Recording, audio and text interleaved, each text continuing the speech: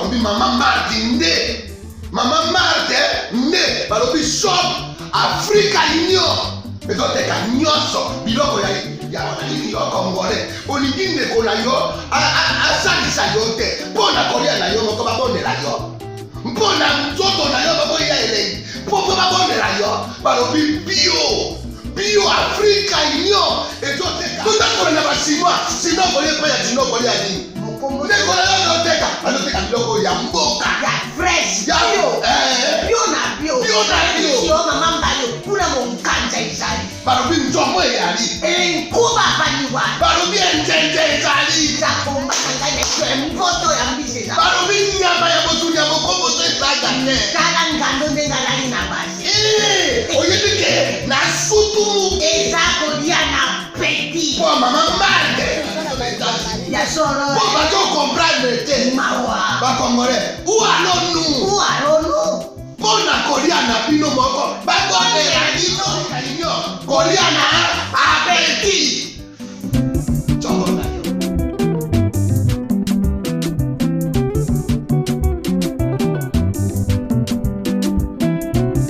Mesdames et messieurs, bienvenue. Merci de suivre cette émission Face à Face. Le week-end chez vous, nous parlons d'une question cruciale et importante.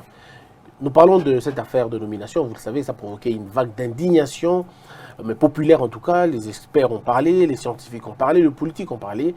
Et bien, il y a d'autres qui ont fêté aussi, évidemment. Et puis l'affaire Caméré, qui a parlé dans toutes les langues de la République pour montrer combien il était innocent. Et qu'il a dit dans sa dernière phrase que ce n'était pas lui qu'on attaquait, mais c'est le président de la République qu'on voulait attaquer. Enfin, on terminera avec cette question de allons-nous déconfiner ou pas? Est-ce que devrions-nous garder la logique quand on sait qu'il y a eu de morts au niveau de Zando suite à cette question d'état d'urgence? Est-ce qu'il est aujourd'hui important de déconfiner? Si oui, comment on va le faire? Alors, ces trois questions seront discutées aujourd'hui autour de cette question avec le docteur Tiani Modianvita. Avec lui, on va parler sur la question. Docteur Tiani, bonjour. Bonjour, merci de me recevoir à Congo Buzz. Alors, vous avez été le plus indigné quand vous avez entendu les noms de certaines personnes revenir dans les nominations du président de la République. Oui, effectivement, je pense que mon indignation était généralisée. C'est une indignation partagée par le peuple congolais. Pourquoi? Parce que nous sommes 100 millions de personnes. Dans les 100 millions de personnes, on peut changer d'équipe et ne pas revenir aux mêmes, surtout lorsque les mêmes qu'on reprend sont connus pour la mauvaise gouvernance. Nous avions voté en décembre 2018 pour avoir le changement au sommet de l'État. Mais le changement n'impliquait pas simplement changer Joseph Kabila, y mettre Félix-Antoine Tshisekedi et puis garder tout le reste intact. Pourquoi? Parce que ce qui a fait que le pays puisse échouer, ce n'était pas seulement le chef de l'État, mais c'est tout un système qui était en place. De la base au sommet. De la base au sommet. Le système incluait les mandataires de l'État, les gestionnaires donc, de la Banque centrale, les directeurs généraux des régies financières, donc à tous les niveaux. Donc, on s'attendait à ce que Félix Tshisekedi, en tant que président de la République, comme il l'avait dit de lui-même, qu'il allait déboulonner le système. Mais j'ai l'impression que le système est en train de le broyer, étant donné qu'il reprend les mêmes, accusés de mauvaise gouvernance dans le passé, les gens qui ont fatigué la population congolaise. Il les reprend pour les remettre en poste, pour les remettre en selle, alors en oubliant ceux qui avaient voté pour lui pour qu'on puisse opérer ce changement du système. Alors, la question, elle est généralisée parce que même la RFI, les autres médias se posent des questions. Comment Félix Tshisekedi pense réussir son mandat en utilisant les lieutenants de Kabila? C'est vraiment l'expression que les médias internationaux utilisent aujourd'hui. C'est une question extrêmement préoccupante. Pourquoi? Parce que moi, je connais le président personnellement et j'ai toujours pensé que c'est quelqu'un qui veut du changement. Mais je ne sais pas là où il est maintenant, comment expliquer qu'il n'arrive pas à faire ce changement. Est-ce qu'il a des mains tellement liées qu'il est incapable de choisir qui il veut et que quand il essaye de voir dans son rayon qui il peut mettre à la tête de telle entreprise publique, il voit que les gens de Kabila, ça m'étonne. Pourquoi? Parce que je sais qu'il y a des Congolais très qualifiés qui n'ont jamais trempé dans la mauvaise gouvernance du passé. Mais c'est une sorte de quota, c'est une sorte de partage. C'est la coalition en fait. Ce n'est pas le président qui détermine ce qu'il veut, mais il faut plutôt des échanges. Moi, vous avez 20, on a 30, vous avez 60, on a 40. Moi, je pense qu'à un moment donné, si le président de la République échoue, on ne va pas dire le président de la République, Félix Antoine Tshisekedi et Joseph Kabila ont échoué. On va dire c'est lui qui a échoué. Et vous savez, à la fin de l'année, il prononce le discours sur l'état de la nation. Il ne le prononce pas avec quelqu'un du FCC à côté de lui en train de lire aussi quelques paragraphes. C'est lui qui doit assumer la responsabilité. Donc c'est lui qui doit tout faire pour il n'y aura pas des d'échec partiel pour lui, l'échec sera total.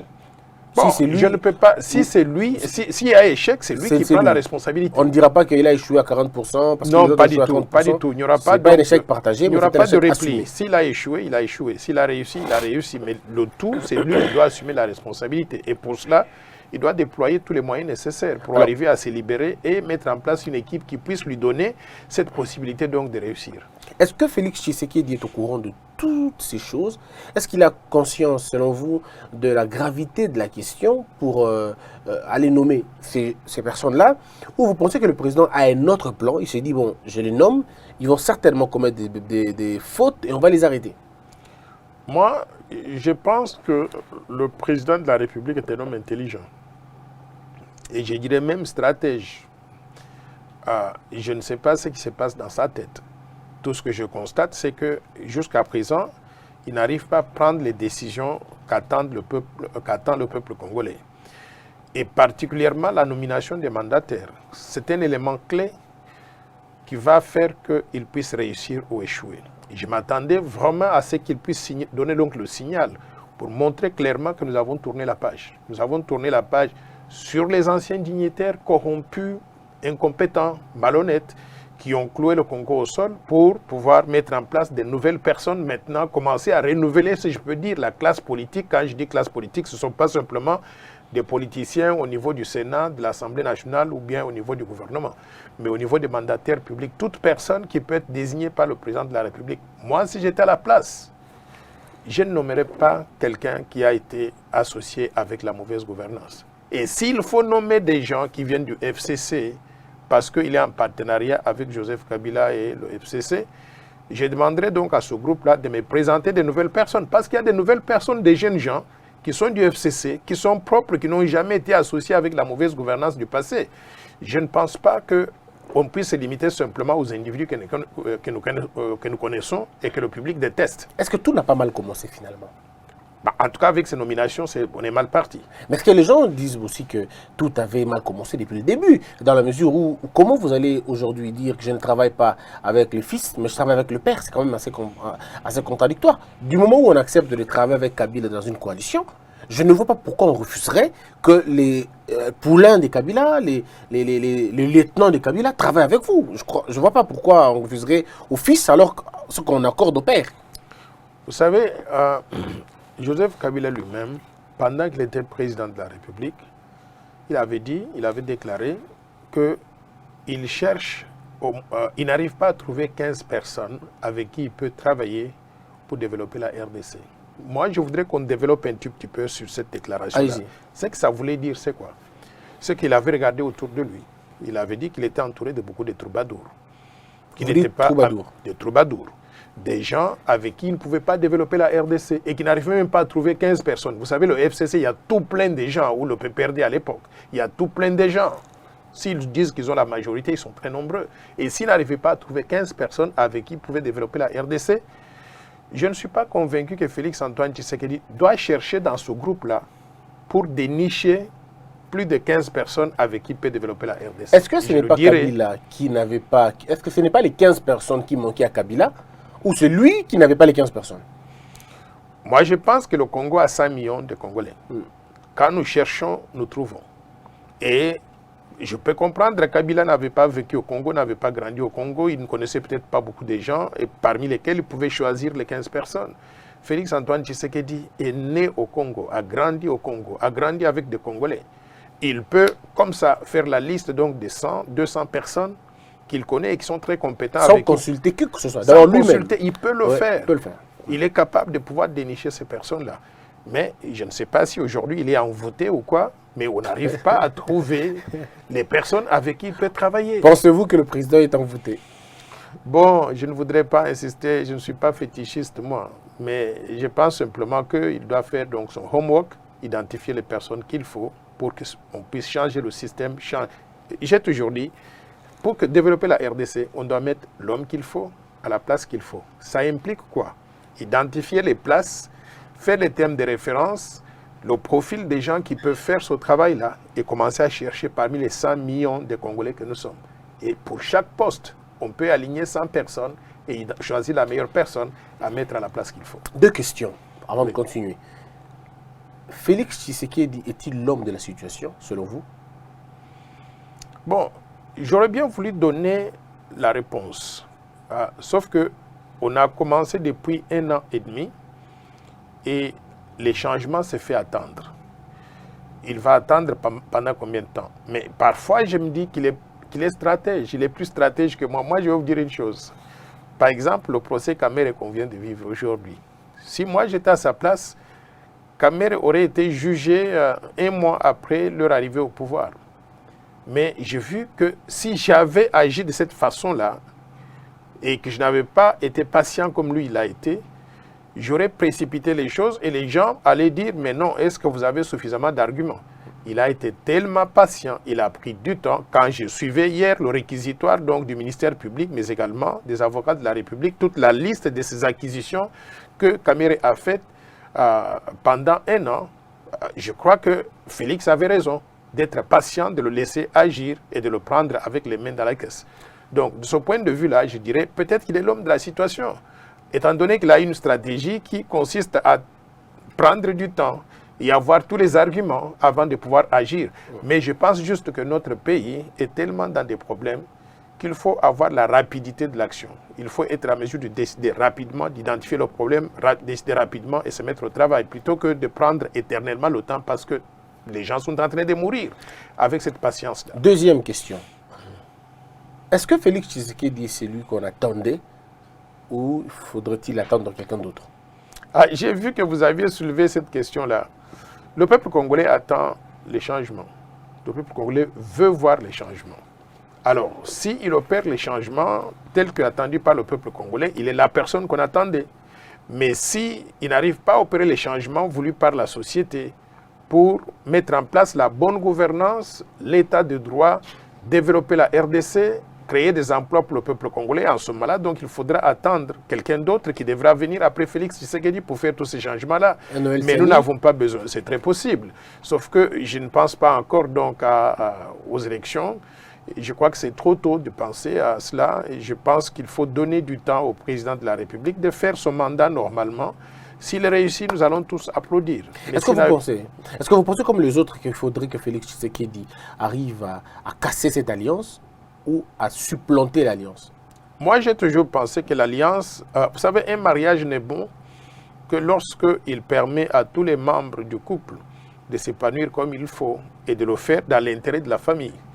Mais si dans un couple, on réalise qu'il y a un groupe qui bloque l'autre de pouvoir avancer, il faut casser cela. Alors comment casser? C'est ça la grande question. J'ai toujours dit qu'il faut trouver des voies et moyens pour dissoudre l'Assemblée nationale, réorganiser les élections, aller de l'avant. Je donne un exemple. Aujourd'hui, il y a la crise qui se passe au niveau de l'Assemblée nationale, où on a un premier vice-président de l'Assemblée nationale, Jean-Marc Kaboun, qui a été destitué pour une raison que je considère n'était pas vraiment suffisante, qui a été destitué par ses collègues là-bas, sous l'instigation du FCC certainement. Et Jean-Marc Kabound est allé au niveau du Conseil constitutionnel. Du Conseil d'État. Et du Conseil d'État. Et le Conseil d'État a décidé de pouvoir, de demander simplement à l'Assemblée nationale de surseoir l'élection pour permettre à la Cour constitutionnelle d'étudier la question, de se prononcer là-dessus. Je ne vois pas pourquoi l'Assemblée a refusé. Je ne vois pas pourquoi ces vaillants députés de l'Assemblée nationale qui sont majoritairement donc du FCC, je ne vois pas pourquoi ils refusent. Et je voudrais attirer l'attention des gens là-dessus. Vous savez quoi? L'Assemblée nationale vote des lois. Et quand on vote des lois, on s'attend à ce que nous, le peuple congolais, on obéit à ces lois-là. On les accepte sans discussion. Maintenant, il faut que l'Assemblée nationale prêche par l'exemple. Quand il y a une institution qui a fait son travail et qui a donné son avis, il est important que l'Assemblée nationale ne puisse pas montrer qu'elle désobéit à cette institution-là. L'indiscipline institutionnelle, c'est l'indiscipline institutionnelle. Et ça, déjà, Je pourrais attirer l'attention du chef de l'État là-dessus. Ça montre bien que les institutions ne fonctionnent pas comme il se doit. Peut-être que c'est une occasion donc de dissoudre cette Assemblée nationale, de refaire les élections. Et si c'était un piège du président qui tend finalement au FCC le piège, parce que sachant que l'Assemblée nationale va refuser d'obéir à la décision du Conseil d'État et que la Cour constitutionnelle, parce que si la Cour constitutionnelle rend un arrêt donnant raison au Conseil d'État, donc réhabilitant Kabound, et que l'Assemblée nationale s'y oppose, on tombe de plein pied dans une crise institutionnelle et le président devrait tirer des conséquences. Oui, ça peut être un piège, mais ça montre aussi simplement que les institutions congolaises sont beaucoup plus motivées par des intérêts personnels que l'ambition de développer le Congo au profit de tous. Le pays ne marche pas, les institutions ne marchent pas. C'est pour cela déjà que je dis que nous devons aller au-delà donc de ces simples crises-là pour nous poser la question, est-ce que toutes les institutions que nous avons sont bien adaptées aux besoins de développement du pays? Je pense que notre pays a besoin de réformes institutionnelles importantes. J'ai toujours dit qu'au niveau du Parlement, on n'a pas besoin d'avoir une Assemblée nationale de combien 500 membres, députés. 500 députés, et puis le un Sénat Sénat de 108 plus Kabila, ça fait sénateurs, 109. plus 109. Et vous savez ce que ça coûte au pays. Donc, un pays qui n'a pas de ressources, on utilise tout l'argent que nous avons, que nous pouvons dégager pour pouvoir soutenir le rythme de vie de ces institutions-là. Il est temps de faire des réformes institutionnelles importantes pour permettre au pays de commencer à fonctionner normalement, rapidement. Voyez-vous Félix en train de le faire? Bon, vous savez, parfois, il y a des gens qui donnent l'impression de ne pas... C'est comme ce cas de Vital Kamerhe. Au début, personne ne pouvait penser que Félix pouvait laisser cette situation donc aller jusque là où elle est. Je pense que s'il a la volonté de le faire, il a la volonté de faire marcher le pays, il est capable de le faire. La question est de savoir pourquoi il ne l'a pas fait donc jusqu'à présent. Est-ce que le FCC est aussi dangereux qu'on le croit?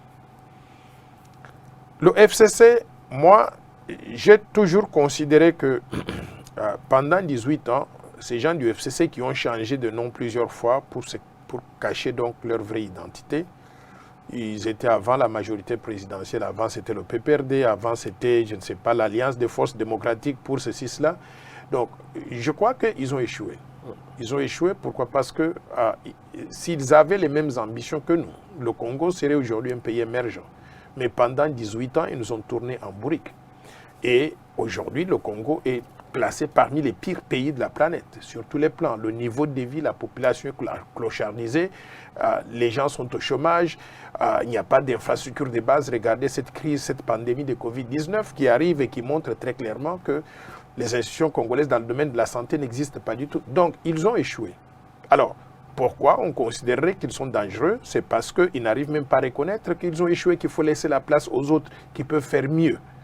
Moi, je demande encore une fois de plus au président de la République à se faire violence. Tant qu'il continue dans ce mariage-là tel que nous sommes partis, nous n'allons pas réussir. Comment il va faire? Parce que vous avez dit qu'il faut qu'il arrive à dissoudre l'Assemblée nationale. Y a-t-il pas des plans B? Y a-t-il des plans C? Le plan B que moi je voyais, en l'absence de la dissolution de l'Assemblée nationale, ce qui peut être très coûteux aussi, le plan B que je voyais était de négocier avec ses copains du FCC pour leur faire comprendre qu'il faut qu'il ait la main libre de désigner qui il veut pour faire marcher le pays. Mais apparemment, même le plan B n'arrive pas à marcher aujourd'hui. Donc, c'est là que je suis très préoccupé. Je suis très préoccupé parce que je me dis qu'il va falloir faire des casses avant de pouvoir remettre le pays donc sur la bonne voie. Et pour l'instant, on est mal parti. Alors, vous êtes introduit dans les milieux américains pour avoir travaillé dans les secteurs internationaux, je veux dire dans les institutions internationales. Est-ce que l'Amérique soutient Félix Tshisekedi aujourd'hui? Vous savez, les Américains, ils sont assez spéciaux. Ils sont spéciaux dans la mesure où ils ont tendance à considérer que le peuple d'un pays doit choisir ses dirigeants. Une fois que nous avons choisi, ils trouvent des voies diplomatiques de travailler avec celui qui est au pouvoir. Donc, le fait qu'il soit parti aux États-Unis et qu'il soit reçu par le secrétaire d'État américain, donc le ministre des Affaires étrangères, le fait qu'on ait vu quand même des mouvements des Américains, entreprises, mais également du secteur privé, mais également du gouvernement qui viennent au Congo, je pense qu'il y a un certain soutien à l'égard donc de l'action du président Félix Antoine Tshisekedi. Le fait qu'il n'ait jamais été invité à la Maison-Blanche, moi, ça soulève beaucoup de questions. Jusqu'à présent, il n'a pas rencontré donc le président Donald Trump. Normalement, quand il y a d'autres pays africains qui ont des présidents élus, comme c'était au Kenya, comme c'était au Libéria, comme donc, tous les autres présidents, comme au Ghana, on leur donne ce qu'on appelle le dividende démocratique. Il est reçu à la Maison-Blanche. J'aurais souhaité, je me serais attendu à ce que les Américains nous fassent aussi ça pour valider notre système d'élection ici et les résultats que nous avons réalisés. Mais jusqu'à présent, le président Félix-Antoine Tshisekedi n'a pas encore été reçu à la Maison-Blanche. Donc, d'un côté, il a le soutien américain, de l'autre côté, le soutien timide. Pourquoi? Parce que c'est qu'on fait normalement quand on embrasse un président démocratiquement élu, les Américains ne l'ont pas encore fait. Alors, mais parce que ça soulève deux questions. Sommes-nous aussi dépendants à ce point pour que la visite ou la réception d'un président africain valide notre système électoral? Sommes-nous dépendants à ce point? Bon, le monde est ainsi fait. On n'évolue pas dans un monde à vase clos. On doit voir ce qui se passe chez nous, on doit voir ce qui se passe ailleurs. Et si ça marche tellement bien chez nous et que c'est validé par ce qu'on appelle les grandes puissances, pourquoi pas? Mais on ne doit pas pleurer toute la journée. Pourquoi? Parce que notre président n'a pas été reçu par le président américain.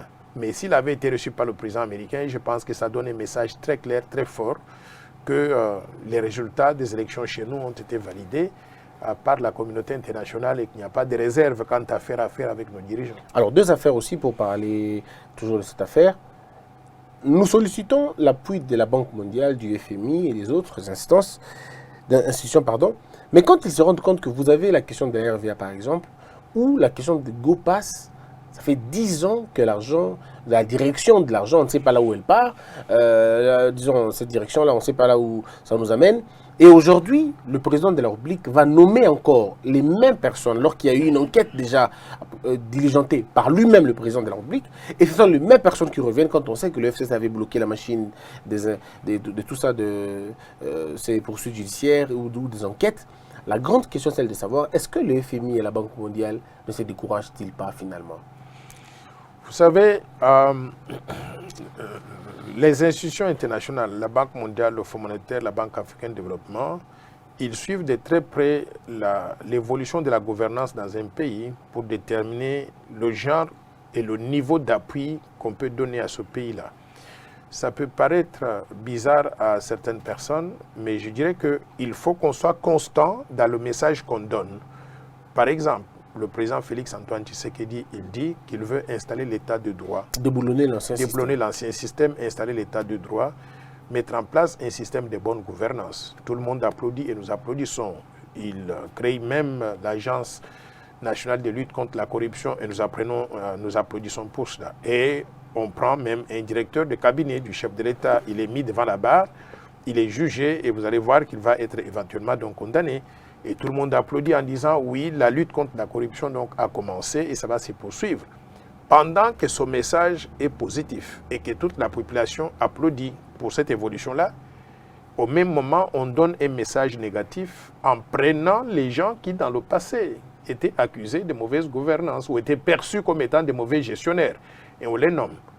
Je crois que ce sont des messages contradictoires. Au niveau des institutions financières internationales, on analyse ces choses-là de très près. Je vais vous dire la conséquence sur le niveau et la qualité de l'appui que nous pouvons obtenir de la communauté internationale. Par exemple, pendant que nous luttons contre la pandémie de Covid-19, les autres pays africains font la même chose. Et ces pays africains vont à la Banque mondiale, au Fonds monétaire, demandent donc l'assistance. Nous applaudissons ici parce qu'au Fonds monétaire, on nous a donné donc un appui budgétaire de 363 millions de dollars. Pour les Congolais, c'est beaucoup d'argent. Et la Banque mondiale a même approuvé 455 millions de dollars. Pour les Congolais, c'est beaucoup d'argent. Mais on n'arrive pas à savoir ce que les mêmes institutions font avec d'autres pays. Par exemple, le Nigeria a obtenu, pendant la même période que nous a donné 363 millions de dollars de la part du Fonds monétaire international, le Nigeria a obtenu 2,5 milliards de dollars. Le Ghana a obtenu la première tranche, 700 millions de dollars. Ils auront la deuxième et la troisième tranche. Donc, pourquoi on nous donne très peu d'argent alors que nous avons même une très grande population, au moins par rapport au Ghana, sauf le Nigeria qui a une population plus large que nous. Quand vous prenez 363 millions de dollars, vous divisez par 100 millions d'habitants, vous trouvez à peu près 3,6 dollars par personne. C'est très peu d'argent. Pourquoi on ne nous donne pas cette assistance budgétaire-là à grande échelle? C'est parce qu'on n'a pas confiance dans notre système. On n'a pas confiance dans notre système. Je voudrais vous dire, c'est que le procès Camère, c'est que ça va avoir comme impact. Quand les gens ont suivi ça à l'étranger, dans les institutions financières internationales, et qu'ils ont entendu que la Banque centrale du Congo utilise même les réserves d'échange pour payer des opérations qui sont louches, qui ne sont pas très claires. Donc, il y a mauvaise gestion des ressources publiques au niveau de la Banque centrale du Congo. Par conséquent, aucun bailleur de fonds ne va prendre toute la caisse et donner à la RDC, fermer les yeux en disant je vous donne l'assistance budgétaire, vous utilisez ça. Parce que l'assistance budgétaire, c'est ce que ça implique. Qu'est-ce que ça implique? Ça implique prendre l'argent, donner au pays, lui faire confiance qu'il va bien gérer ses ressources. Or, le peu de ressources que nous avons à l'intérieur, On dilapide ça. on dilapide ça. Donc, on ne peut pas nous faire confiance. Donc, moi, je veux qu'on soit très sérieux dans ce que nous voulons faire. Alors, ce qui fait que donc on a finalement ce tableau qui parfois est positif, de l'autre côté il est négatif. Alors, la dernière question sur ce volet, toujours du président de la République, nous avons maintenant la CENI qui a encore une fois alimenté le débat cette semaine. La CENCO dit non. Et puis, bon, de l'autre côté, le FCC estime qu'il faut qu'ils envoient quelqu'un. Cette personne n'a pas rencontré l'assentiment de la CENCO et de bien d'autres. Et des voix s'élèvent. Les gens disent qu'on ne peut pas prétendre nommer les gens à la CENI sans des réformes électorales. Ça fait 3 fois que nous avons eu à organiser des élections, mais nous sommes allés des kermesses électorales, des dictatures électorales, des braquages électoraux, pour ne pas avoir des bonnes élections. Mais est-ce qu'il est temps aujourd'hui de nommer les responsables au niveau de la CENI, où il faut d'abord réformer, faire une refonte de la CENI? Je pense que les deux peuvent se faire. Ça dépend de la volonté qu'il y a, de ceux qui désignent ces gens-là, ce qu'ils veulent réaliser comme résultat. Nous savons très bien que la CENI ne fonctionne pas, n'a pas fonctionné comme il se doit. Donc, si on choisissait quelqu'un de bien et qui a l'esprit réformateur, qui peut même, en étant président de la CENI, travailler maintenant pour réformer la CENI, je pense que c'est faisable. On ne va pas réformer la CENI simplement en étant à l'extérieur, en disant voici les réformes qu'il faut faire. Donc, moi, je pense qu'il faut qu'on choisisse quelqu'un, parce que le mandat de Corneille Nangaa est terminé depuis très longtemps. La CENI reste aujourd'hui oisive et nous sommes à 3 ans des élections. Donc, ce n'est pas normal qu'à ce stade ici, qu'on n'ait pas résolu ces problèmes élémentaires qui peuvent permettre de commencer les réformes qu'il faut. Moi, je dirais, choisissons la personne qu'il faut pour remplacer Corneille Nangaa. Mais qui? Maintenant, qui? C'est ça la bonne question. Oui. J'ai vu qu'il y a un CV qui circule de quelqu'un qui est de l'intérieur. Je suis très réticent à ça, je vais vous dire pourquoi. C'est qui de l'intérieur? Oh, je n'ai pas retenu, on me l'a envoyé ce matin. Oui, je pourrais partager avec vous ça après. Donc, quelqu'un de l'intérieur. Et je suis très réticent à ces gens de l'intérieur de la CENI. Pourquoi? Parce que c'est comme quelqu'un... oui, c'est le candidat du FCC. C'est le candidat du FCC, effectivement. Oui. C'est quelqu'un qui a... Apparemment, il a étudié à l'université de Kinshasa. Oui, c'est quelqu'un de l'intérieur. Mais ces gens de l'intérieur, on avait aussi Corneille Nangaa qui était venu de l'intérieur. De l'intérieur aussi, oui. Oui. Alors, moi, je souhaiterais peut-être que quand une institution ne fonctionne pas, il faut casser la monotonie. Il faut amener quelqu'un qui puisse venir avec l'œil regardant, l'œil réformateur, et se faire entourer comme il faut pour pouvoir respirer. Est-ce que le problème, ce n'est pas dans leur désignation, Noël Tiani? Parce que regardez, il y a d'abord le problème des composantes, les confessions religieuses, les partis politiques. Est-ce qu'aujourd'hui, on a encore confiance en nos confessions religieuses? Parce qu'on a été géré 2 fois par des pasteurs. La première fois, c'était, je crois, un abbé. La deuxième fois, un pasteur. Et là, on était avec un chrétien, entre guillemets. Alors, on se pose la question, mais finalement, que faut-il faire? Est-ce qu'il faudrait-il remettre la CENI entre les mains du ministère de l'Intérieur pour que le département électoral soit finalement un département au sein du ministère de l'Intérieur? Vous avez évolué longtemps aux États-Unis. Ce n'est pas une CENI qui organise les élections là-bas. Oui, c'est vrai. Je crois que dans un pays normal, il faudrait que le ministère de l'Intérieur soit responsable de l'organisation des élections. Et si le ministère est bien géré et que l'organe est équipé comme il faut et doté d'un budget suffisant, il peut faire le travail. Ouais.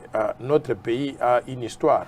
L'histoire, c'est que quand on est dans une structure gouvernementale, Par exemple, le ministère de l'Intérieur est dirigé par quelqu'un qui vient de telle tendance politique et sa tendance donc a ses répercutés sur le travail. C'est à cause de la CENI. méfiance qu'on a créé la méfiance CENI, qu'on a créé la finalement. CENI. Mais maintenant qu'on a créé donc une CENI indépendante, il faut la laisser fonctionner normalement. Mais j'ai l'impression que nos copains du FCC ne veulent pas du tout lâcher. Ils veulent tout contrôler. Et en contrôlant, ils s'assurent qu'ils vont mettre donc leurs pions partout. Regarde-moi comme nous avons l'Assemblée nationale et le Sénat remplis donc des gens, des applaudisseurs en quelque sorte. Ce n'est pas ça que nous voulons pour notre Alors, mais pays. qu'est-ce qu'il faut finalement pour la CENI, par exemple? Il y a des voix qui circulent, il y a des noms qui finalement tombent comme ça. Le docteur Mukwege, le cardinal Ambongo, vous avez les cardinals, le pasteur Ekofo, le pasteur Bokondo. Bref, il y a des noms qui sont cités. Vous, on ne vous cite pas dans la CENI, mais plutôt à la banque centrale, dans bien d'autres choses. Finalement, comment voyez-vous la chose? Bon, moi je pense que si tous ces noms que vous avez mentionnés, ce qu'il faut éviter, c'est l'hypocrisie. Donc, si les confessions religieuses veulent diriger donc la CENI, il faut qu'on puisse procéder par un processus transparent de sélection. Que ceux qui sont des candidats le disent ouvertement et qu'on examine leur candidature. Et en fonction du travail de la CENI, on va choisir la meilleure personne possible. Et non seulement la meilleure personne possible pour le travail sur papier, mais également la meilleure personne possible pour la personnalité, l'indépendance, la moralité. Toutes ces personnes que vous avez mentionnées sont des personnes qui peuvent être crédibles. Mais qui ne passeront pas de l'autre côté. Mais parce il faut qu'ils ont que la ça majorité là-bas, au-delà du Parlement. Si le candidat du Parlement doit venir, ça viendra quelqu'un du FCC. Ils sont majoritaires. Bon, c'est là que je crois que le Congo est mal parti. Ouais. Pourquoi? Parce que tout le monde met ses intérêts avant et on ne voit pas l'intérêt du pays. Si tout le monde avait la même volonté de faire de la CENI une commission électorale nationale indépendante qui fonctionne dans l'intérêt du pays, je crois que ce problème ne se poserait pas. Mais il me semble que les gens sont là pour placer leurs pions et utiliser ces pions pour continuer à avoir donc des sièges au Parlement, à l'Assemblée nationale, pourquoi pas manipuler la présidence de la République. Vital Kamerhe, entre la condamnation et l'innocence, c'est quoi votre opinion? Bon, j'aurais souhaité laisser la justice se prononcer en premier, mais vous savez, j'ai quand même été analyste. Quand je venais de commencer mes armes dans le secteur bancaire, donc à New York, j'analysais la situation politique, la situation économique, j'analysais les individus. Et j'ai vécu dans le Wall Street, j'ai travaillé dans le Wall Street, où il y avait beaucoup de gens jugés pour ce qu'on appelle des conflits d'intérêts, inside trading et consorts. Quand je rassemble les éléments sur Vital Kamerhe et j'ai suivi le réquisitoire du ministère public et aussi le plaidoyer fait par cet excellent bâtonnier Koko Kayudi, et j'ai vu que ces deux éléments ont mis en désarroi l'équipe de la défense de Vital Kamerhe. Ils ont perdu déjà une heure de plaidoyer en refusant de faire ceci. Ils n'avaient pas des éléments forts pour pouvoir contre-attaquer. Moi, je serais surpris, je peux me tromper, mais je crois que Vital Kamerhe va être condamné. Il va être condamné pour corruption, pour conflit d'intérêts, pour détournement de fonds publics. Et je ne connais pas le nombre d'années qu'on va lui donner. On parle de 20 ans, parce que c'est grave, c'est la peine maximale. Si on fait les cumuls, parce que le principe c'est le cumul, et que... Vous savez, moi j'ai toujours dit qu'en ce qui concerne la mise à place d'un état de droit fonctionnel, ça vient avec un coût.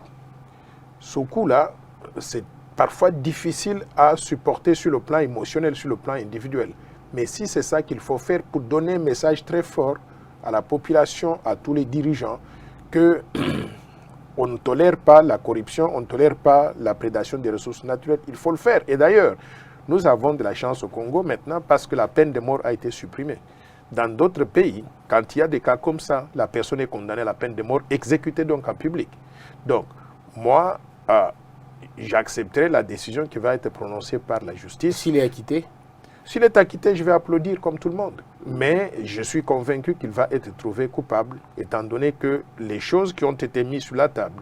Vous avez suivi un peu la liste de toutes ces maisons acquises donc, pendant l'année 2019, juste au moment où il est devenu directeur de cabinet. Toutes ces acquisitions. Mais il a dit, par exemple, dans son mot de fin, il dit que lui, c'est un mouchi, je crois, un chi. Il ne dort pas dans la maison de sa femme. Il a des maisons, c'est vrai, et puis ils ont des crédits. Ils ont pris des crédits pour avoir des maisons en Moi, Europe. je ne peux pas me prononcer sur la validité de ce qu'il a dit ou pas. Ce que je sais, c'est que les juges ou l'équipe de la République a dû rassembler suffisamment d'éléments. J'étais même surpris par la quantité de preuves qu'ils avaient quand ils vous sortent les certificats d'enregistrement qui sont même dans les noms des différentes personnes, des enfants, des belles-filles, de ci, de cela. Quand on met tout ça ensemble, parce que c'est ça qu'on appelle le détournement intellectuel. Le détournement intellectuel, c'est vous êtes avec quelqu'un, si vous avez, je ne vais pas utiliser la théorie des bonbons, Oui. mais si vous Vous avez des bonbons, 1 million de vous dollars, prenez des bonbons, mais je ne vais pas utiliser la théorie des bonbons, mais si vous avez 1 million de dollars et que vos 1 million de dollars disparaissent et que on n'était que 2 et on les retrouve donc dans mon compte, donc c'est très clair qu'il y a eu quelque chose qui s'est passé qui a fait que l'argent arrive dans mon même compte. s'il n'y a pas de traçabilité, Mais on trouve l'argent parce qu'on sait suivre l'enchaînement et dire l'argent a disparu là-bas, on l'a retrouvé ici, c'est clair.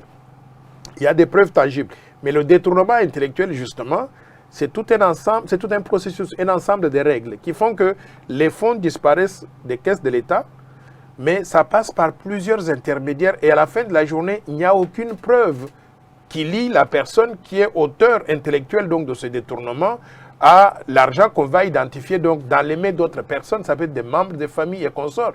Et dans le cas de Vital Kamerhe, je crois que l'opération n'a pas été bien montée.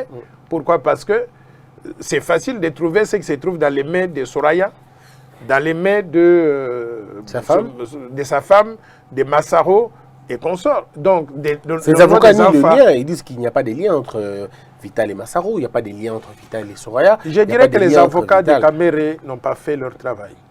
J'étais dans l'équipe de la défense. D'abord, j'étais très impressionné par les avocats de la République.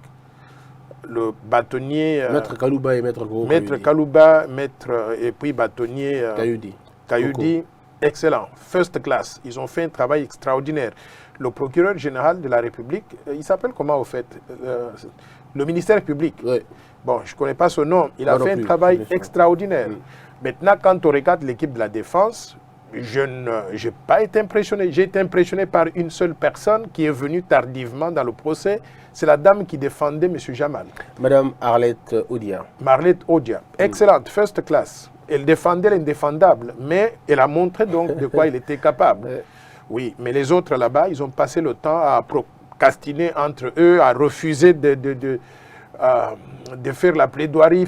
Donc, ils ont perdu le temps inutilement. Et d'ailleurs, j'ai trouvé que Vital Kamerhe lui-même, il s'est bien défendu par rapport à ses avocats. Ça, depuis le début, hein, les gens ont ce sentiment-là qu'il se défend mieux que ses avocats. Il se défend mieux que ses avocats. Je ne sais pas pourquoi il paye ces gens-là. Est-ce que c'est pas parce que les avocats n'ont pas toutes les informations sur lui? Les gens ont comme l'impression qu'ils sont surpris parfois de certaines choses quand on leur dit tout ça là comme ça. C'est possible qu'ils n'aient pas suffisamment d'informations, mais j'ai trouvé qu'ils n'ont pas fait un bon travail. L'équipe n'a pas défendu Vital Kamerhe comme il se devait.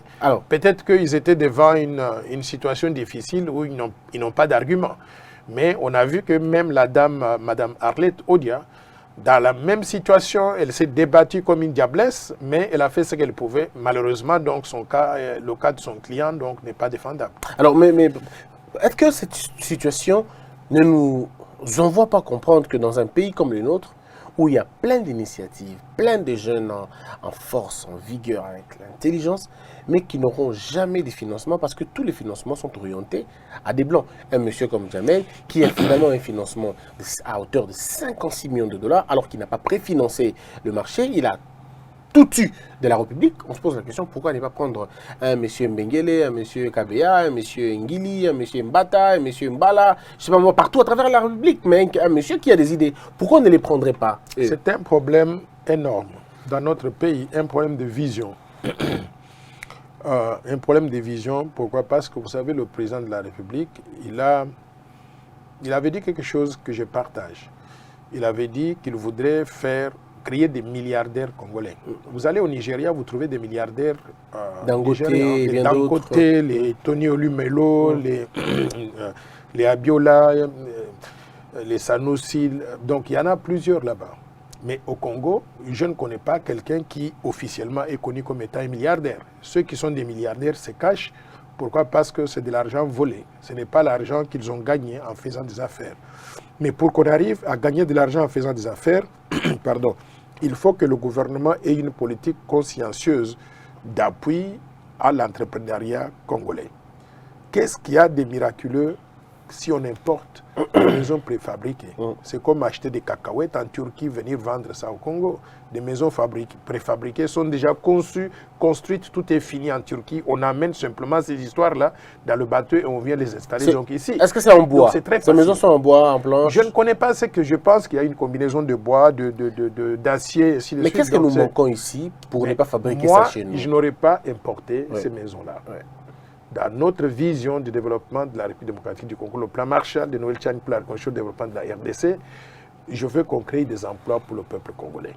Et pour créer des emplois, si on a un besoin de construction de maisons et on a des financements, j'aurais regardé les entreprises de construction au Congo et, par exemple, on construisait ces maisons pour les militaires, pardon. On construisait ces maisons pour les militaires et les policiers. Mais ces militaires et les policiers, il faut aller au camp Kokolo, ici à côté. Quand vous allez au camp Kokolo, vous trouvez qu'ils sont oisifs, ils sont au chômage. On peut les utiliser pour construire leur propre maison en leur donnant des moyens. On achète les matériaux et c'est ça qu'on appelle le génie militaire. On peut les mettre au travail pour qu'ils puissent faire ce travail-là pour eux-mêmes. Ça crée des emplois pour eux, les militaires, les policiers. Ça construit les maisons et on peut même maintenant développer ce génie militaire-là pour aller pour construire des maisons des civils à travers le pays. Ça devient une activité créatrice d'emplois. Je ne pouvais pas penser que la première des activités des nouveaux gouvernements au Congo allait être d'importer des maisons fabriquées à l'extérieur.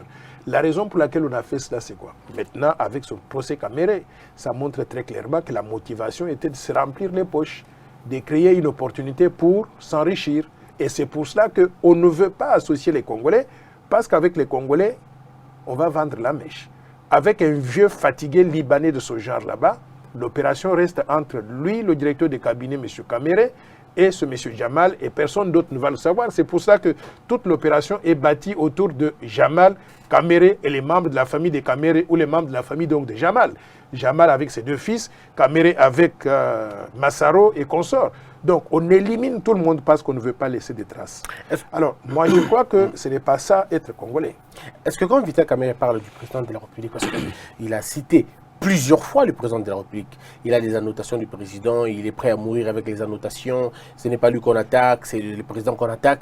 Tout ça, est-ce que ça ne met pas, ça ne nous envoie pas à dire qu'on insinue une certaine responsabilité du président de la République? Bon, il peut faire ce qu'il veut, il peut dire ce qu'il veut. Mais dans ce procès, je n'ai pas senti à un moment ou un autre que le président de la République a dit à Vital Kamerhe aller acheter un château en France. Je n'ai pas senti que le président de la République lui a dit oui, violez les règles et les procédures, faites pression sur le ministre des Finances et le gouverneur de la Banque centrale, sortez. D'abord, il y a des choses qui m'ont tiqué. La licence d'importation était de 12 500 000. C'est la licence d'importation qui détermine le prix des biens qu'on va importer. Ça veut dire que les maisons qu'on allait importer allaient coûter 12 500 000. Comment on est arrivé à faire pression sur la Banque centrale pour payer non pas 57 millions de dollars, mais 66,7 millions de dollars? Il y a des détournement de fonds publics très clairement. Et je ne crois pas que le président de la République, on lui ait dit que les prix en Turquie, c'est 12 500 000, et le président leur a dit, bon, allez prendre donc 66 millions de dollars et puis partagez-vous ça. Donc, il peut dire ce qu'il veut. La responsabilité pénale, c'est une question individuelle. M. Kamerhe n'a pas suivi les procédures, il a fait pression sur les autorités, il a fait ce qu'on appelle non seulement conflit d'intérêts. Un abus de pouvoir. Abus de pouvoir, abus de confiance. Donc, en faisant ces choses-là, c'est lui et pas le président de la République. Le président de la République, tout ce qu'il sait, c'est qu'il a son directeur de cabinet. Il lui a dit, j'ai un programme donc de 100 jours. C'est le directeur de cabinet d'ailleurs qui est venu avec ce programme-là. Il lui a dit, bon, qu'est-ce que vous allez faire? On va créer des maisons, on va loger des militaires, Ça semble être bien. Le président lui dit, allez-y. Ça entre dans le cadre donc normal d'une vision. Mais maintenant, opérationnaliser cette vision-là, en se faisant de l'argent pour soi et pour sa famille, c'est une responsabilité que lui doit assumer en tant que personne. Avant d'aller dans le Covid, je voudrais qu'on puisse parler de la banque parce que vous en êtes un expert. Vous connaissez les fonctionnements des banques et vous avez parlé longtemps sur le plan Marshall de notre banque. Vous êtes même le père du franc congolais, donc il faudrait ici qu'on en parle. Quand on dit qu'on a touché à la réserve en fait, qu'est-ce que l'on veut vraiment dire par là? Quel est le rôle de la banque centrale dans cette affaire de 100 jours et les implications? Bon, c'est une question excellente. La Banque centrale, c'est une institution qui reçoit son mandat de la Constitution de la République. C'est-à-dire que le législateur a confié à la banque un certain nombre de choses que la banque doit faire. Quelles sont ces choses-là? C'est écrit dans l'article 176 de la Constitution de la République démocratique du Congo. Dans cet article-là, on dit que la Banque centrale est l'institut d'émission ayant pour mission suivante. 1. La conception et la mise en œuvre de la politique monétaire avec l'objectif de stabiliser les prix pour qu'on n'ait pas des prix qui montent, qui descendent et ça ne garantit pas la stabilité du pouvoir d'achat de la population. On doit se poser la question, est-ce que la Banque centrale fait ce rôle-là comme il se doit? Ma réponse est non. Tout le monde connaît aujourd'hui que le franc congolais ne fait que diminuer des valeurs par rapport donc au dollar et par conséquent les prix sur les marchés des biens de consommation, des biens d'équipement, les prix montent de jour en jour et par conséquent, on ne garantit pas la stabilité du pouvoir d'achat de la population. Deuxième élément, c'est la gestion des fonds publics, la garde et la sauvegarde de la stabilité monétaire, mais aussi la gestion des réserves d'échange. Dans ce cas précis, la Banque centrale a failli à sa mission. Pourquoi? Parce que quand on vous confie des fonds publics à gérer et on vous donne même le rôle de caissier de l'État pour payer les factures de l'État, vous devez gérer cet argent-là comme vous gérez votre propre argent. Vous ne dépensez pas de l'argent n'importe comment. Mais dans ce cas ici, la banque a failli à sa mission. Pourquoi? Parce qu'on a amené la facture pour payer 57 millions de dollars sans qu'il y ait un soubassement. Il n'y avait pas de contrat en bonne et due forme. Et quand on amène cette facture-là, le rôle de la banque devait être aussi donc de conseiller au gouvernement, attention, on ne fait pas des choses comme ça. Quand il y a un contrat, généralement, on demande qu'à la signature du contrat, on paye par exemple 30%. Après qu'on ait importé des maisons préfabriquées, on ait commencé à les installer, on paye 50%. Et quand on a terminé le tout, on paye 30% qui reste. Mais dans ce cas précis, la Banque centrale n'a pas fait ce rôle, même pour conseiller au gouvernement. Vous savez pourquoi ils n'ont pas fait ce rôle? Pourquoi? C'est parce que Kamere a été malin.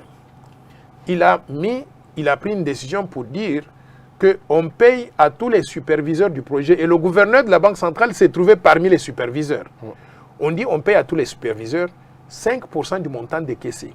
Ce que ça veut dire, c'est que quand on amène ces factures à la Banque centrale, le gouverneur de la Banque centrale a une motivation à payer vite de l'argent parce qu'il va recevoir 5% du montant. Mais c'est très grave.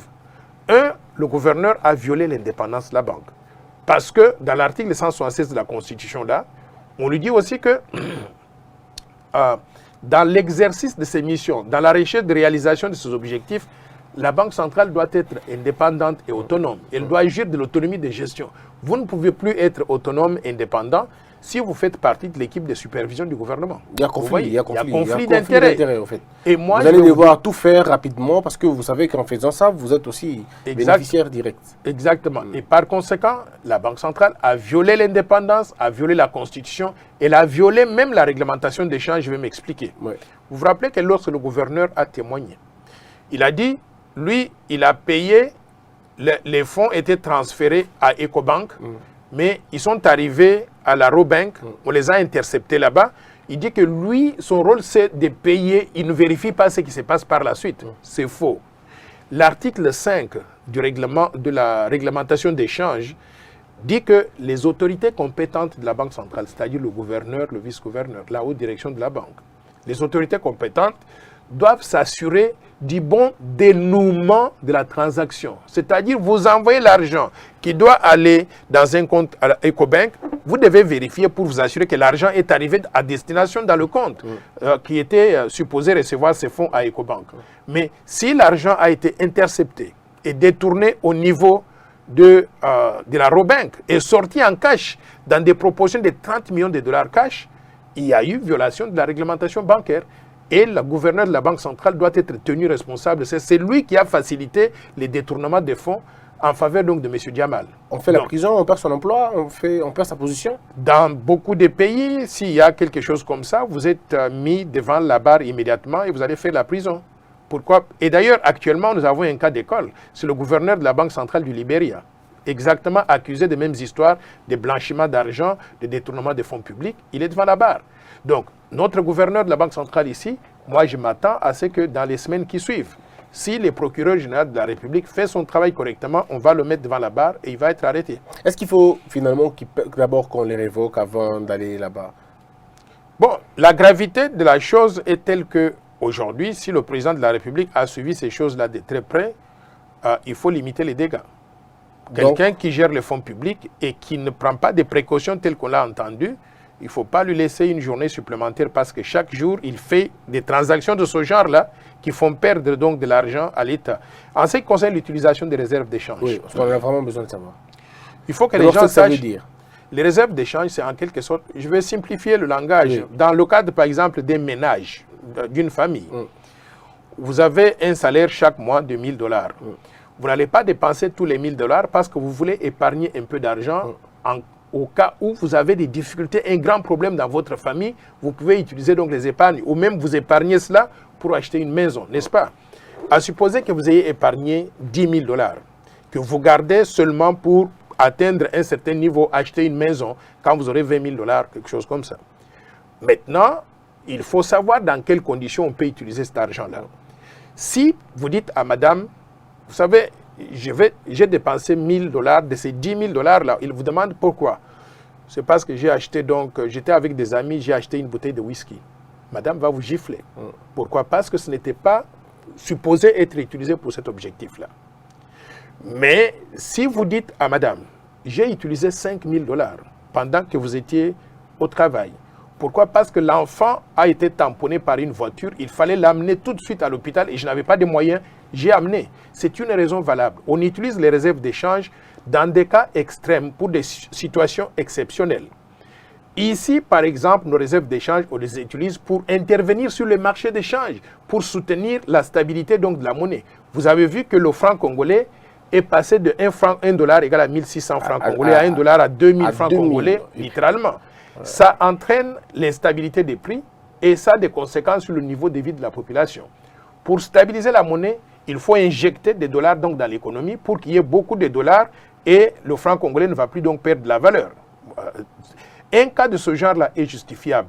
Si par exemple, notre pays était attaqué par un pays voisin et on a besoin d'acheter des munitions pour les policiers et les militaires pour défendre la République, c'est une question d'intérêt national, de souveraineté. Si on ne le fait pas, on sera envahi par ce pays à l'extérieur. Donc, dans ces conditions, on peut utiliser des réserves d'échange. Mais alors, donc, ce sont des épargnes stratégiques qu'on utilise. Dans le cas actuel, qu'est-ce qui s'est passé, Eric? On n'avait pas besoin d'acheter des maisons préfabriquées en urgence. Quelle était l'urgence? On pouvait étaler cela, comme le conseiller du chef de l'État, M. Bilomba, a expliqué. On pouvait étaler ce besoin-là donc dans le temps, sur 1 an, sur 2 ans, au fur et à mesure que nous avons des rentrées fiscales normales. On utilise cet argent pour construire les maisons. Mais on n'avait pas besoin de construire les maisons préfabriquées, d'avoir les maisons préfabriquées dans les 100 jours. Et d'ailleurs, aujourd'hui, on est à plus de 100 jours, on n'a toujours pas les maisons donc préfabriquées. Alors, donc, mais pourquoi l'utilisation n'a pas été bonne. Pourquoi on a parlé de semaines? On a dit que... Non, on parle de semaines, c'est juste, juste une mesure, c'est un ratio qu'on utilise pour déterminer si le volume de réserves d'échange qu'on a est suffisant pour un pays. Généralement, on exige que ce soit entre 3 à 4 semaines. Ce sont les règles avec les institutions internationales. Mais dans le cadre de la SADC, nous avons voulu être beaucoup plus prudents que ça. On donne la règle jusqu'à 6 semaines. Oui. Donc, et nos réserves d'échange à nous, actuellement, là, ou même au moment où on les utilisait, elles étaient à 2,6 semaines.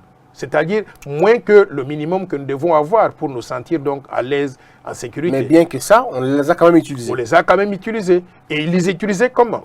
Les utiliser sur coup de fil du directeur de cabinet qui appelle le gouverneur de la Banque centrale et qui lui dit vous devez payer ça. Pourquoi il avait intérêt à insister qu'on puisse payer comme ça? Conflit d'intérêt parce qu'il savait qu'il allait gagner quelque chose donc là-dessus. Et la Banque centrale a violé la Constitution, a violé donc les règles. Pourquoi? Parce qu'elle est supposée être indépendante. Elle ne doit pas recevoir des dictats. Elle ne doit pas recevoir des injonctions de la part d'une structure gouvernementale et surtout pas de la présidence de la République. En obéissant à cela, il a mis dans la poubelle l'indépendance de la Banque centrale, donc il peut être poursuivi au tribunal à cause de ça. Alors, on va terminer, il nous reste plus que... On va voir 7 minutes, on va le temps de parler de Covid rapidement dans 5 minutes, mais les 2 petites minutes, vous pensez aujourd'hui que si le président procède encore une fois à des nominations, cette fois-ci, il doit être beaucoup plus rigoureux pour le reste, parce que là, on n'avait que quelques entreprises, mais il y en a encore d'autres. Il y a, il y a 34 entreprises qui vont venir. Qui vont venir. Mais alors, qu'est-ce que vous lui conseillez si jamais ces ordonnances ne sont pas encore signées? Moi, je conseille au chef de l'État d'être plus regardant, d'avoir des gens qui sont compétents, mettre en avant la méritocratie, des gens qui sont compétents, capables de lui permettre de réaliser sa vision. Et ces gens-là, on les trouve dans les 100 millions de Congolais. Il faut sortir de cette façon de penser qu'il n'y a que les gens du FCC qui sont éligibles pour occuper des postes importants dans ce pays. Je dirais au président de la République, il faut élargir votre champ de recherche, trouver les meilleures personnes possibles. Et si vous voulez qu'on vous aide, on va vous aider à identifier ces personnes dans tous les secteurs. Vous êtes capable de pour identifier les gens? Non, pas pour identifier les gens, je sais que vous êtes capable, mais êtes-vous capable de mieux gérer la Banque centrale du Congo? Vous savez, Christian, que la Banque centrale ou le secteur financier ou la monnaie, c'est mon domaine de prédilection. Je voudrais vous dire un tout petit peu la petite histoire. Non seulement que j'étais l'une des personnes qui avait conçu le franc congolais, que je considère comme mon bébé. Mais malheureusement, le bébé a été mal élevé au point où il n'a plus aucune valeur aujourd'hui. Il faut le redresser. Et je voudrais dire que pour en arriver à là où je suis, j'ai dû faire des études dans le domaine bancaire, dans le domaine monétaire. J'ai obtenu un doctorat en sciences économiques à l'Université de Paris 9 Dauphine, avec spécialisation en banque et finances. Ma thèse de doctorat a porté sur quoi? L'indépendance des banques centrales, l'obligation de rendre compte et l'impact sur la politique monétaire, application à la République démocratique du Congo. J'ai proposé un modèle pour restructurer la Banque centrale du Congo. C'est une thèse doctorale qui fait 500 pages. Et au-delà de cela, j'ai MBA en banque et marché financier à New York, dans une université américaine. Mon diplôme de MBA est signé par le chairman ou le président de la bourse des valeurs mobilières à New York, New York Stock Exchange, comme on appelle ça. À l'époque, c'était John Pellon. C'est lui qui a signé mon diplôme. J'ai eu comme professeur, l'un des professeurs, Paul Volcker, qui était le gouverneur de la Banque centrale américaine. Donc, j'ai non seulement étudié les banques, les marchés financiers, la Banque centrale, mais j'ai fait ce travail-là. C'est moi qui étais en charge au niveau de la Banque mondiale du programme de réforme du système financier de l'UEMOA qui a abouti à la restructuration de la Banque centrale des États de l'Afrique de l'Ouest, la BCAO. C'est moi qui étais en charge aussi de la restructuration du marché boursier en Afrique de l'Ouest, la bourse des valeurs mobilières basée à Abidjan mais couvrant tous les 8 pays de l'UEMOA. J'étais la personne qui avait restructuré le système bancaire au Cap-Vert. Tout le système bancaire. Il y a aujourd'hui un petit pays comme ça a un système bancaire beaucoup plus gros, plus important, mieux opérationnel que le système bancaire congolais. J'ai restructuré donc la monnaie au Cap-Vert et Chkoudoche. Donc, c'est mon domaine de prédilection. Si j'étais gouverneur de la Banque centrale du Congo, je peux vous assurer que je serais le meilleur gouverneur de la Banque centrale que ce pays n'ait jamais connu depuis Albert Ndélé. Et je dis, j'ai étudié tous les gouverneurs. Je sais ce qu'ils ont eu comme formation avant de devenir gouverneur et ce qu'ils ont fait pendant qu'ils étaient gouverneurs. Et je peux vous assurer qu'il n'y aura pas de comparaison. Est-ce qu'il n'y a pas, c'est pas trop de prétention? Ou c'est le côté pragmatisme américain qui parle? Bon, vous savez quoi, si je ne peux pas dire ce que je suis capable de faire, qui viendrait le dire pour moi? Très bien. On va terminer avec l'histoire du Covid.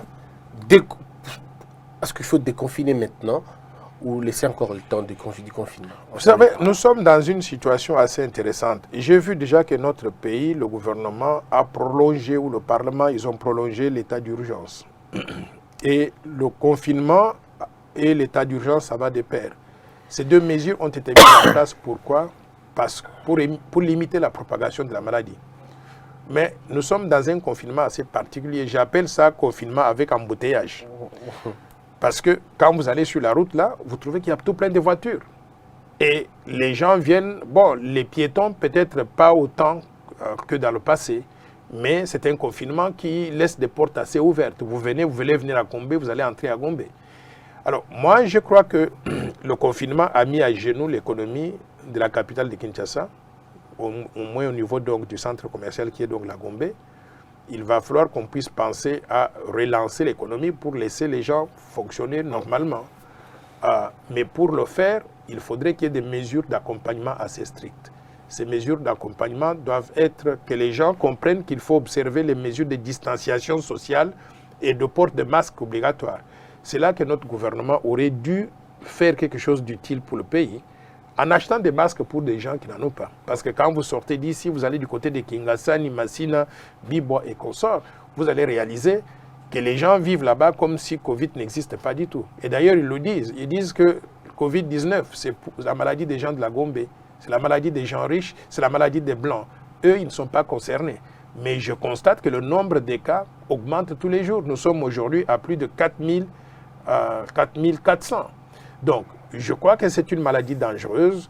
Je crois que les mesures qui ont été édictées par les autorités politiques et sanitaires sont des mesures très bien, sauf que la sensibilisation n'a pas suivi et le peuple n'a pas adhéré donc à ces mesures-là. Maintenant, déconfiner ou confiner, ça n'aura pas un grand impact. Ce qu'il faut, c'est qu'on continue donc à éduquer les gens pour qu'ils comprennent qu'il faut prendre ces mesures barrières-là au sérieux pour qu'on ne puisse pas arriver à contaminer tout le monde et on va aboutir à une situation qui est incontrôlable. Merci beaucoup, Dr Tiani. C'était un grand honneur pour nous de vous recevoir. Et donc, on vous retrouve certainement très prochainement. On va voir comment la situation politique va évoluer. Et en attendant les nominations, les prochaines nominations, pour pouvoir juger qui est placé à la place qu'il fallait, peut-être. Ça, c'est vrai. Mais vous savez que nous aurons une émission ensemble très bientôt. Oui. J'ai compris qu'on va faire une tripartite avec toi-même, avec Peter Tiani. Le brillant Peter Tiani.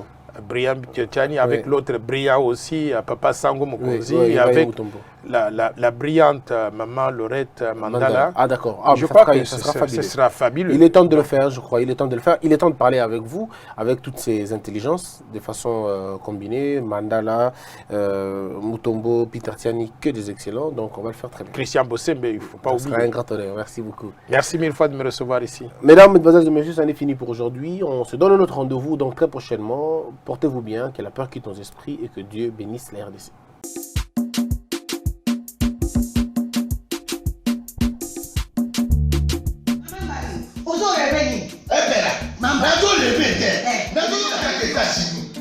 Plus précisément à Washington.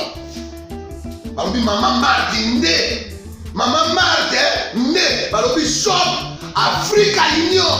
Mais quand tu as biloko ya wananini yo Congolais olingi ndeko na yo asalisa yo te mpona kolia na yo moko babondela yo mpona nzoto na yo bakoya elei mpo babondela yo balobi bio Africa Union ezoteka totakola na basinois sino kolia mpe ya sino kolia nini ndeko na yo azoteka biloko ya mboka ya fresh bio na bio mama mbayo kuna monkanja izali balobi nzomo eyali enkuba baniwa balobi enjenje ezali zakombatanganya mpoto ya mbisi balobi nyama ya botuli ya mokomboso ezaga te kala ngando nde ngalali na basi oyebi ke na sutu eza kolia na peti po mama mbande ya solo po bato comprendre te mawa bakongolais ualonu mpona kolia na bino moko bakondela bino kolia na apeti nzongo na yo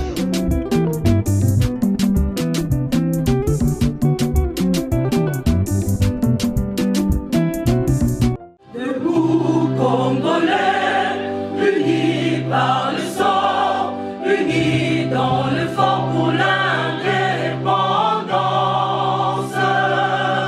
Unis aux hommes, ces hommes noirs.